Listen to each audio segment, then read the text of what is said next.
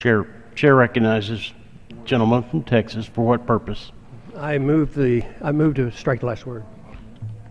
Gentleman moves to strike the last word. Gentleman from Texas recognized for 5 minutes. I thank you, Mr. Chairman. I rise to talk a little bit about the appropriations that are going on, in particular the appropriations for the very, very long war in Afghanistan.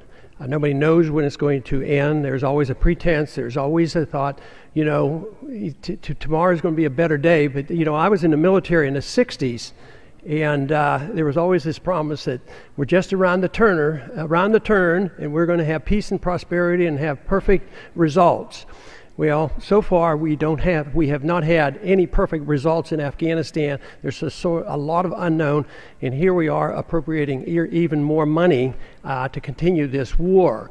When you talk about war power and the resolution on how we go to war, it becomes very complex. Today, it was originally intended to be very simple. You went to war when there was a declaration, and the people, through their congressmen, voted up or down on whether you should have a war. Today, we slip and slide, and we fall into these traps, and we go to war under the UN banner and NATO, and we never know why we go to war and what the goals are and when the war's over, and they persist. But there's one analysis made which bothers me a bit, and that is, even if there isn't a declaration of war, if some of the members come along, as we have been for quite a few years, and say, the Congress never really declared war, the argument they make is, well, as long as you fund a war, you're giving you give it credibility, and therefore you indirectly, support the war.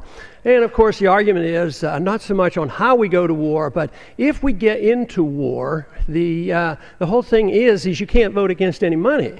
Well, then you don't care about the troops. Oh, you're un-American. Oh, you don't do that. And that carries the weight of the argument, and people get shy away and say, no, I don't like the war. We shouldn't have done it, but I can't go against the troops. Well, I've had a little experience in the last several years traveling the country and talking about issues like this and looking for support for a position which is quite a bit different than what we have followed here recently.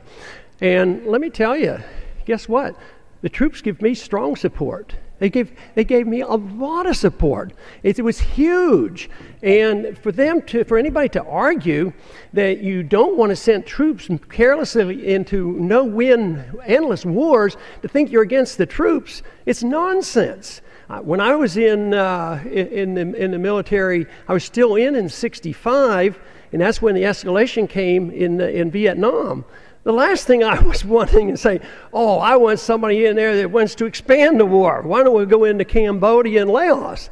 No, I didn't want that. Troops don't want to go to war. People join the Guard. I was in a Guard unit as well as active duty.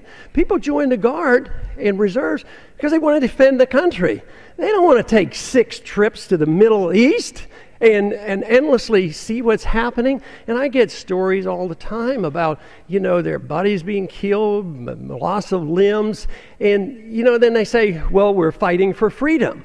Think about it seriously. How in the world is going over there and fighting in even Iraq or Afghanistan have anything to do with our freedom? Oh, we're fighting to defend our Constitution. Well, we never had a constitutional declaration of war. So that's all a facade, and that's all to make people feel guilty that if you don't keep the war going. In Vietnam, it was, we have to win, we have to win. So we lose 60,000 troops, and then we didn't win. So what does that mean? After McNamara wrote his memoirs and was a bit apologetic about it, he was asked, he says, does this mean you're apologizing for the kind of war you ran in Vietnam? He says, no. He says, what good is an apology if you don't change policy? And that is the thing. If this is not doing well and not doing right, just to say either you're sorry or continue it, we have to have victory, and pretend there's a victory around the corner, I think we're fooling ourselves. We shouldn't deceive ourselves. We should wake up. If we lived within the Constitution, lived within our means, believe me, we would not be in Afghanistan. I yield back. Woman yields back.